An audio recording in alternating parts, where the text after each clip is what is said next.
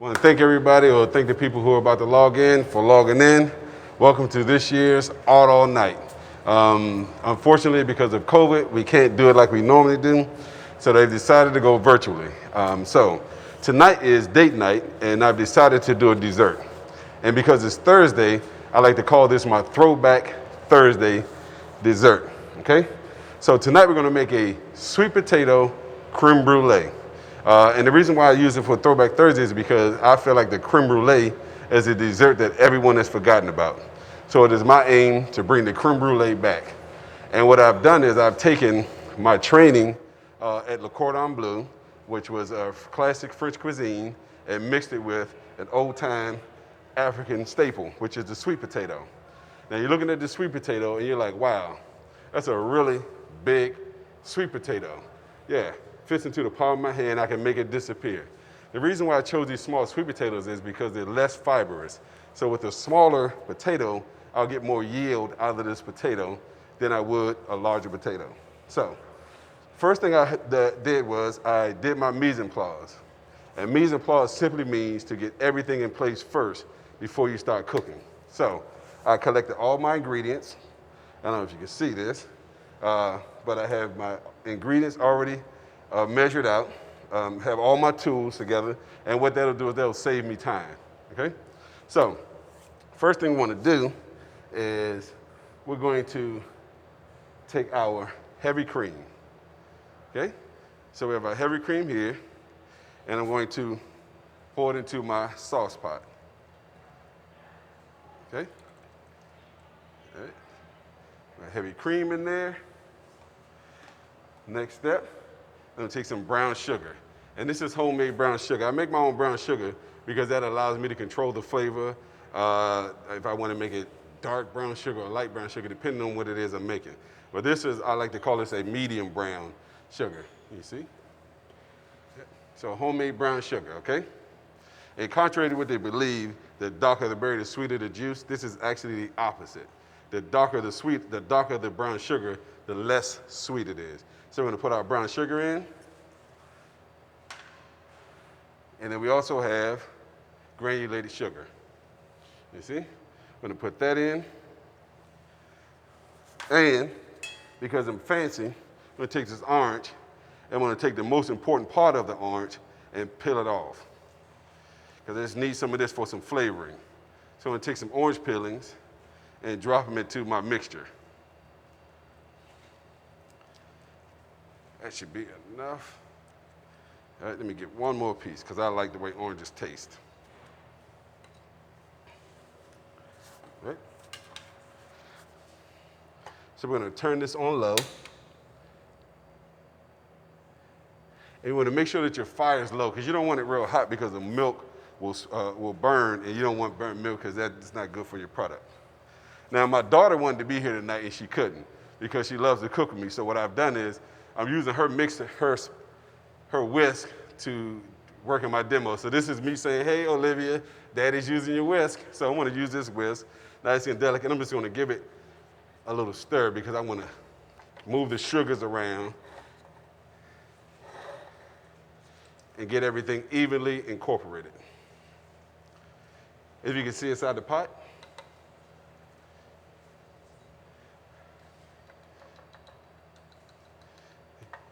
take a look inside the pot. Okay, so everything's there, and I'm gonna let that steep for a while, okay? Next thing we're gonna do is we're gonna take our sweet potatoes. And the recipe I calls for uses, always use small sweet potatoes. You can either use one big sweet potato or two sweet potatoes. So there are some people who will boil their sweet potatoes versus baking the sweet potatoes. I like to bake mine because I want all the nutrients to stay inside my sweet potato, and I don't want my sweet potato filled with water. So I'll bake it just to get the best out of my sweet potatoes and start to mature those natural sugars inside my potato. So I'm gonna take that,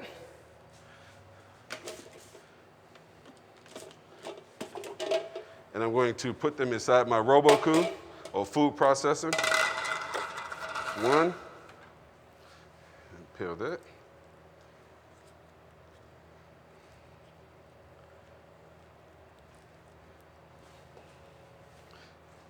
can't see the comments. So we're just peeling our sweet potato. And I can tell that the sugars are mature because it's really sticky, which is good. That's what I'm looking for. Just peel that off. And don't worry if you drop a little bit of the skins in there, because one of the steps in the process will have you to get rid of all of the pieces that you don't want to go into your product, okay? All right, so these are my sweet potatoes. They're in, and before I start to blend this up, I'm gonna add just a little bit of whole milk to it. And I use the whole milk just to lighten up the sweet potato. So I'm gonna put 2 tablespoons in, just enough to add to it to, like I said, lighten up the potato. I'm gonna walk this over here. And you wanna make sure that your device is locked in place. There you go. Now, most of you guys have home devices, but if you don't have Roku, there's a pause button, stop, and start. One of the things you want to do is you want to hit the pause button because you want your product to jump around inside your processor. That way you get an even chop on your ingredients. So we're going to hit it a couple of times just so we can move it around, and then we're going to hit it and let it go. Okay? We're going to let that go for a second.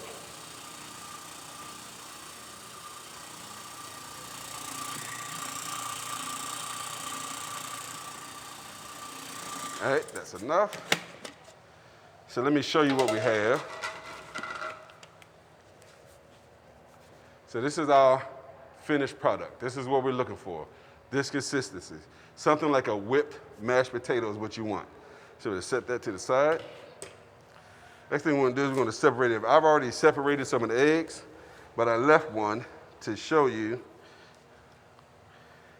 the different techniques. So I'm old school. So I like to use my fingers because one of the things I learned, your fingers are the best tools in the kitchen. So you don't have to go out and buy a fancy device just to separate eggs, but you separate eggs any way that you feel is best for you. Me, I'm going old school. So I'm gonna crack my egg. And all we want is the yolks because we're making a custard. So we don't want the custard to be stiff. So I'm just gonna slide this through my fingers until I can separate the egg from the yolk. Okay? So that's my yolk. So I'm gonna add it to the rest of my yolks. And we're gonna discard that because we don't need that. I'm gonna wash my hands. Oh, I'm sorry, I'm over here. Okay. So, now we have our egg yolks. And I'm gonna take Olivia's whisk, and I'm just going to give the yolks a quick whisk. Okay. So, give it a quick whisk. Then I'm gonna shake off the excess egg because I wanna go back in and check my mixture. And I can see that the sugar is still dissolving, so I'm gonna let that go some more. Now we're gonna do, this is what I like to do. I like to add my dry ingredients to my eggs. Whenever I'm making French toast or anything that has eggs, you have to add any extra ingredients. I like to add them to the eggs, like the vanilla, the anything, the wet ingredients, the Jack Daniels, everything. So what I have here, I have cayenne pepper, cinnamon, and nutmeg. See? So I'm gonna put this in my egg mixture. Put that in. Then I'm gonna add a little vanilla. You don't want a lot of vanilla because it's not a vanilla dish, it's a sweet potato dish. So I'm just gonna go with just a little bit of vanilla just to give it some good flavor. And add that into my egg.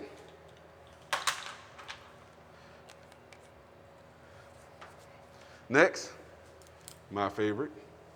You can use rum, brandy, beer. Not beer, but if you want to use beer, you can use beer, anything you want. Because I'm not really a drinker, but I may drink like once or twice a year. I drink Jack Daniels, so you'll always notice that I have Jack Daniels in a lot of my recipe when it calls for any alcohol. So remember, we went light on the vanilla, but I'm going to go heavy on the Jack Daniels because you want that great flavor. You want the, so we can go, let's go. Normally I just put 2 tablespoons, but today I'm gonna put 3 in some drops. There we go. You can pick this up at any local store, Jack Daniels. Buy me some while you're at it. All right. So I'm just gonna give that a good mix.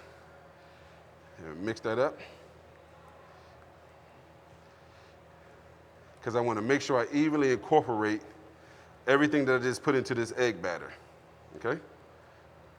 God, I wish you could smell it. So you guys should download the Smell-O-Vision app, because if you had it right now, you'd be smelling drunken egg yolks. All right, so we're gonna set that to the side, and we're gonna go check on our mixture. Let's see where we are. Let's give it a good stir. You can take a look in the pan. You'll see that the brown sugar and the butter, the brown sugar and the heavy cream, everything's starting to melt. So right now we're at the point where we can take it out, take the heat off of it, because we've already achieved what we're trying to achieve. So let's turn the heat off. So if we were to drop the egg in this right now, the eggs yolks would start to scramble and start to cook. So we don't want that. So what we're gonna do, we're gonna temper this with some of the cool sweet potato that we put into our food processor. And don't worry about if you have any skin or anything like that, it's okay. So we're gonna just drop chunks of sweet potato inside our pan.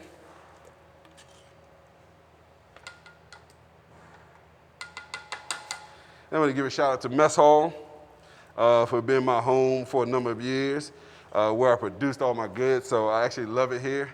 If you guys have a chance, I'm open on Friday nights from 6:30 to 9:30. You can come and get yourself some good food, or you can come get yourself one of these creme brulees in about an hour. All right. So I don't like to waste anything, so I'm gonna use my $1 million tool to scrape every bit of this out. And I call it a $1 million tool because if you use this properly, over a lifetime, you'll save yourself $1 million by scraping all of the products out. So I got as much out as I possibly could and put it into the product and set that to the side. Okay. Now I'm gonna take Olivia's whisk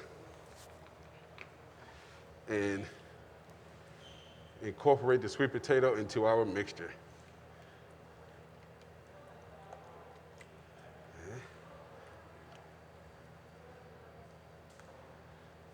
Let's move this out of the way because we don't need the heat anymore.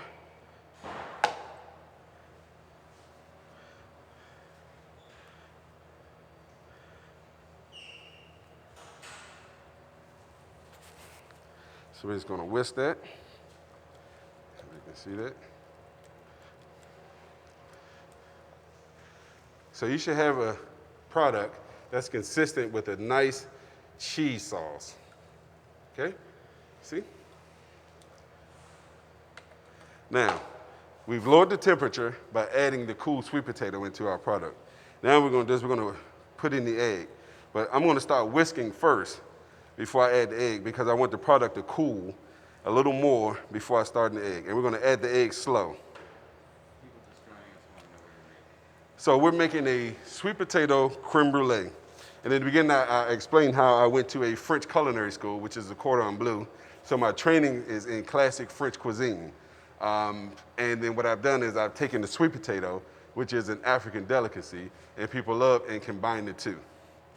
So this is a sweet potato creme brulee.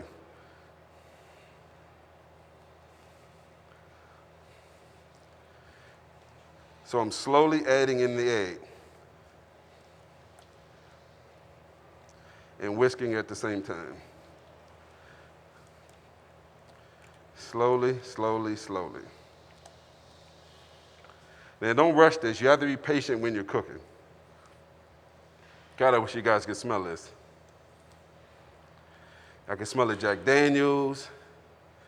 I can smell the cinnamon, the nutmeg, the sweet potato, the orange peel.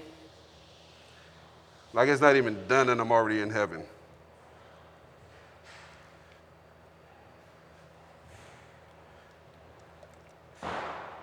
So if you're just joining us, this is Art All Night, DC. And because of COVID, we have to do it virtually. So tonight I'm doing date night, and I've decided to do a throwback Thursday date night with a dessert that I feel has lost its flair or people have abandoned. And this is a creme brulee.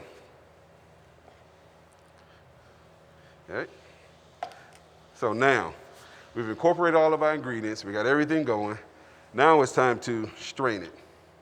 So you can pick up a strainer anywhere. I actually got this from like the dollar store, I believe. You know, it doesn't have to be anything fancy, just a strainer. And I'm gonna use this beaker because I need the lip there so I can pour my product out. So I'm gonna start to pour.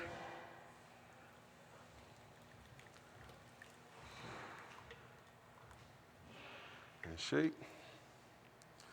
And like I said, this is all about patience. We take Olivia's whisk and push the product through.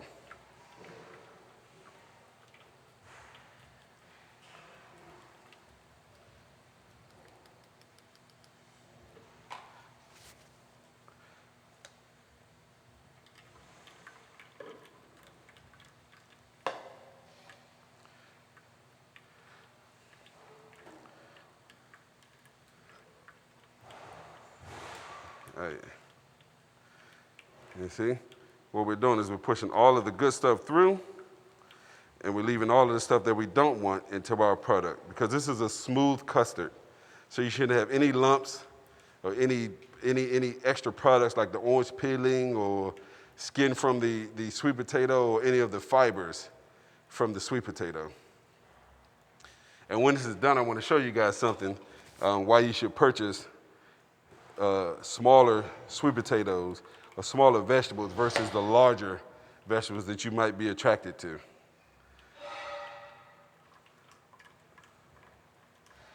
I know if my daughter's at home watching right now, she's like, Daddy's using my whisk. Well, I wanted you to be here, and I know you couldn't, so I brought a piece of you with me. Chef, will this recipe be posted somewhere? Yes, I will post it on my Instagram and Facebook tomorrow.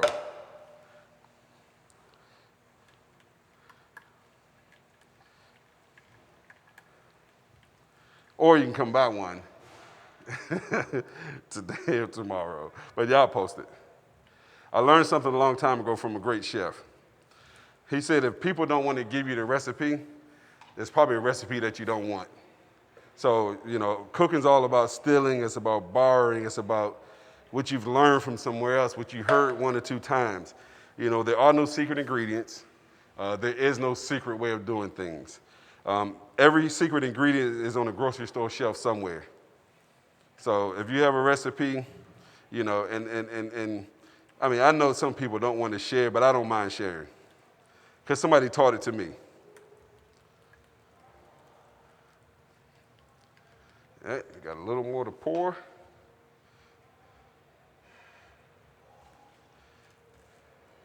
I'm just gonna pour this last bit. You guys get the gist of what I'm trying to do.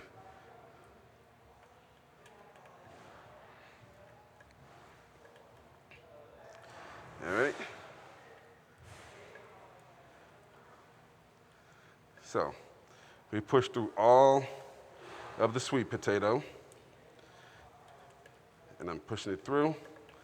So if you can look inside my strainer, you'll notice that there are some fibers left in the products. Let's see. Now, had this been a bigger sweet potato, this would have been filled with fibers. So what you want to do is you want to use a smaller sweet potatoes, because a smaller sweet potato gives you about 95% of your yield versus a larger sweet potato, you may only get 75% of your yield, meaning you only get 75% of what you're paying for.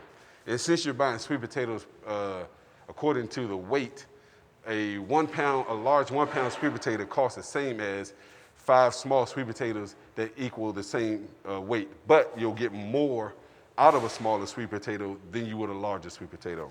That's with fish or anything like that. Like if you're buying fish, crabs, you always start with the smaller ones first because those are the ones that pack more flavor than the larger ones. All right, so let's clean this. Let's set that to the side. So this is our product right here. All right, ready to go. So what I've done, I have a pan, and I'm using a disposable pan because it's easier for cleanup. So always try to use any steps that is hard, it makes it easier for you to clean up. Now, I put some hot water in the pan. And normally what you want to do is you want to put the hot water in your pan halfway up the side of whatever bowl you're using to house your custard. So we're going to do here, and I'm going to use a larger bowl. Normally I would use a smaller ramekin, but I wanted you guys to see the finished product, so I used a larger bowl. So I'm going to place that in the water, and then we're going to pour the Brûlée into the bowl. All right? And if you can see inside, yeah, you can see. And I have some smaller ones. And then fill that up. Place that in the water. Don't worry about getting your fingers wet or dripping some of the Brûlée inside your pan of water. It's not going to hurt anything.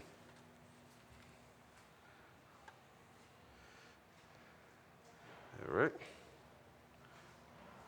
I think I got a little more to strain this out because I don't want to waste anything.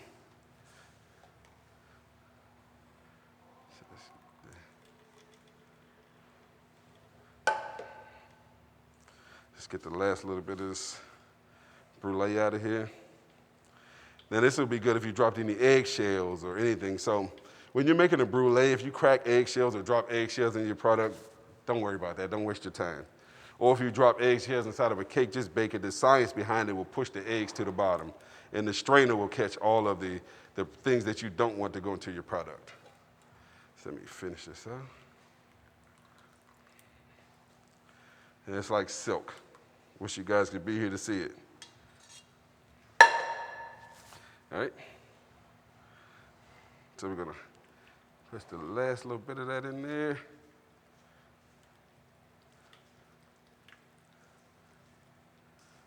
All right. Finish with that. So we have a little bit more.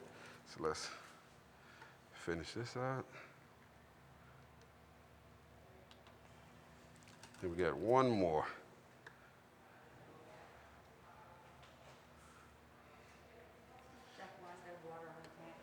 So the water's in the pan because with most custards, you're going to need some moisture, just like cheesecakes, flan, things like that. You need water because you don't want your product to dry out. And this will create moisture inside your oven. That's why you want the water. And then it'll also help cook because it's an unstable product right now. So it'll cook it from the bottom as well as incorporate moisture into your oven so that your product doesn't dry out. Great question. Okay. So let's get all of our stuff together. So what I've done is I've already had the oven preset at 325. We're going to put this in the oven for 45 to 50 minutes, depending upon your oven, at 325 degrees. So let me go open up the oven and I'll be right back.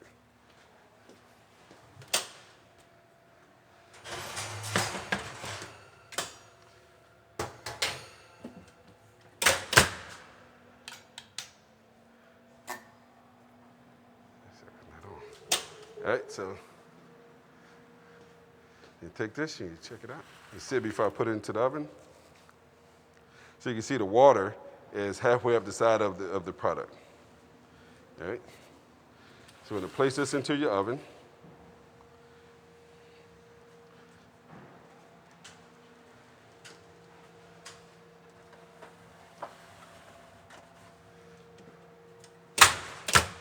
We want to let that go. Now,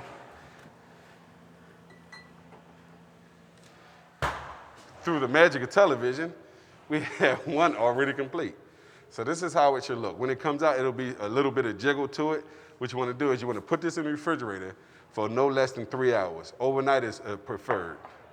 Okay? We'll let that sit for a second. Give me 1 second. Now, see when I said about mise en place, I missed a step. So now I have to step away and grab some sugar. So I'll be right back. Enjoy this commercial break. We'll be back in 2 and 2.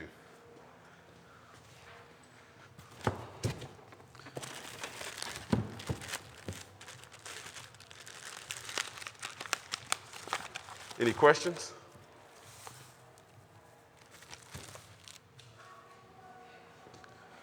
All right. So we're back with our sugar. So what I'm going to do is I'm going to take just a teaspoon of sugar. All right. Just a little more. Actually, I can put it all in there because I'm going to show you what you're going to do with this. You put the sugar in there. What we're going to do is we're going to move the sugar around. Now, working in a lot of French kitchens, here's one of the mistakes I see people make when they make a creme brulee. They'll put the sugar on there and they forget to do this. Dump the sugar out. What I've done is I've created an even layer of sugar throughout my entire product. If I didn't, you'll have lumps of hard candy when you start to cook it. Okay? So once we get the sugar on there, we dumped it out. Now it's time for the fun part. And take our blowtorch. And the first thing you want to do is you want to move the sugar around. Can you get it closer? You want to move the sugar around. So I'm moving the sugar around. Once I get the sugar moved around, then I want to concentrate on melting it.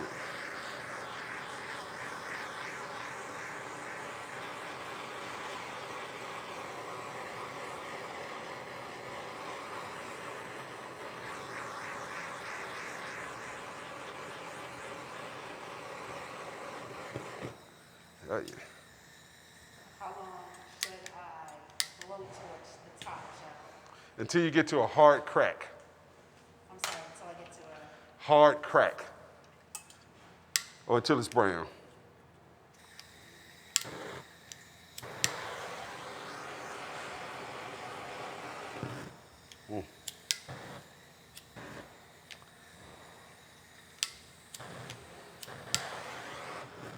Ah, have some technical difficulties. There we go.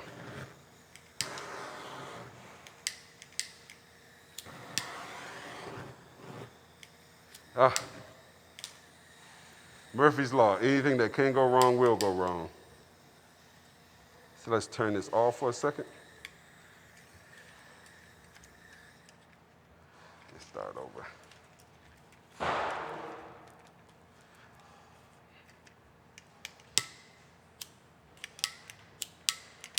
And we are out of juice. Now, there we go. We're gonna burn this until we get the desired consistency of the desired color we're looking for.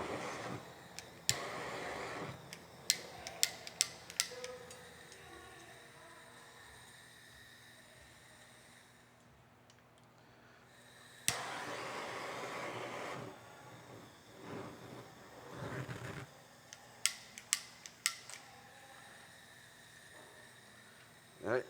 So as you can see, it's starting to brown, but we're having a bit of an issue. So this is probably a soft crack. And what you can tell, you take your spoon. That's what you want to hear. Can you guys hear that? So this is where this is the lightest I would go, but I like my creme brulee a little darker because I like a hard crack because I want you to have the consistency of smooth and crunchy all together to take your mouth and your palate on the culinary journey. So I'm going to try this again.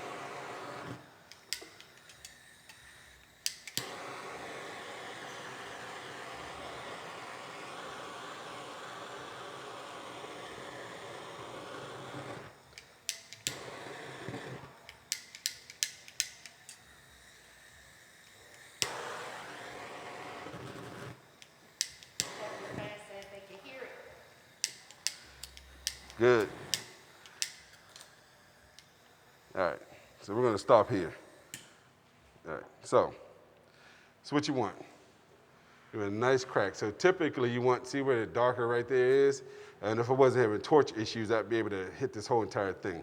But you want to have this hard crack. So this piece right here, that's what you want, okay? Let's see, try one more time.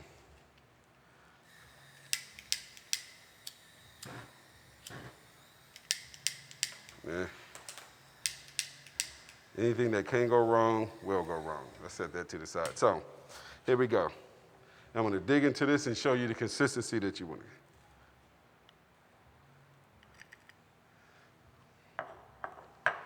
See, check that out. See it? See, it's nice, smooth, and velvety on the inside. And then you want your candy shell on the outside. This is what you want, okay? And when I poured the sugar off, that allowed me to have a thin layer of sugar on top, because you don't want it thick, because then that takes away from the custard that's on the inside. So let's give it a taste.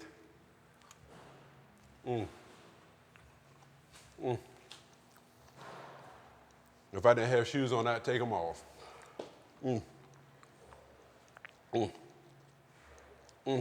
Okay. Yeah, this is pretty good. Like, really good. You guys ought to come have some with me. Like, wow. Ah, God. I hope you guys enjoy it. You got any questions before I leave? I mean, I hate to eat in front of you guys. For, what should I say, raspberry juice, 77. I have some now. I just put some into the oven. Right now I have about 12 on me, so you can come get one. Wow, this is pretty good. I can taste the homemade brown sugar, the Jack Daniels, the smoothness of the sweet potato. This is really good, guys. Oh, I'm sorry.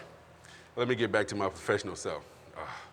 Yes, thank you for doing it. This is delicious. So my goal is to bring classic French cuisine back to the city.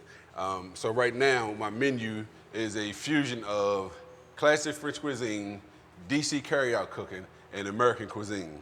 And I fuse the three together to try to create a special product. And this right here, oh my God. Like, I can't even begin to tell you how good it is. So, thank you guys for tuning in. Chef, they want to know how much are they? Contact me. Here's the thing. If you come tonight, the ones that I made are free because I just put them together for the demo, so I hadn't cost out the menu. So I think I got about 12 of them. So you come tonight, you can have them for free. But what I'm going to do is once I get the proper size containers, it's going to be about $8 per dessert. So check me out. Check out my, oh, this is good. Hold on, give me one second. Tell us where you are, Chef. Okay, I'm at 703 Edgewood Street Northeast, Washington, D.C.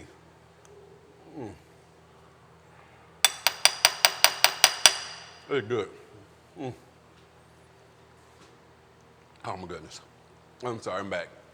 Okay, I want to give a shout out to Rhode Island Avenue Auto Night Committee for inviting me, for having me do a demo, for Mess Hall for being my home for all these years where I can come and cook in peace and enjoy myself and dance while I cook. Thank all the people who come out and enjoy my food. Thank you guys for tuning in tonight. Wow, this is good. I'm gonna go back one more. I'm not gonna eat anymore after that. Look at the candy on there. Oh my God.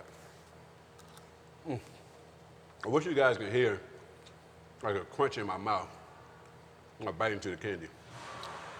This is smooth. And earlier I said I don't eat sweet potatoes, but I think it may change my mind about the whole, this is good. Like I don't eat sweet potatoes, but I'm going back. Oh God. All right, last bite, and then I'm getting back to work.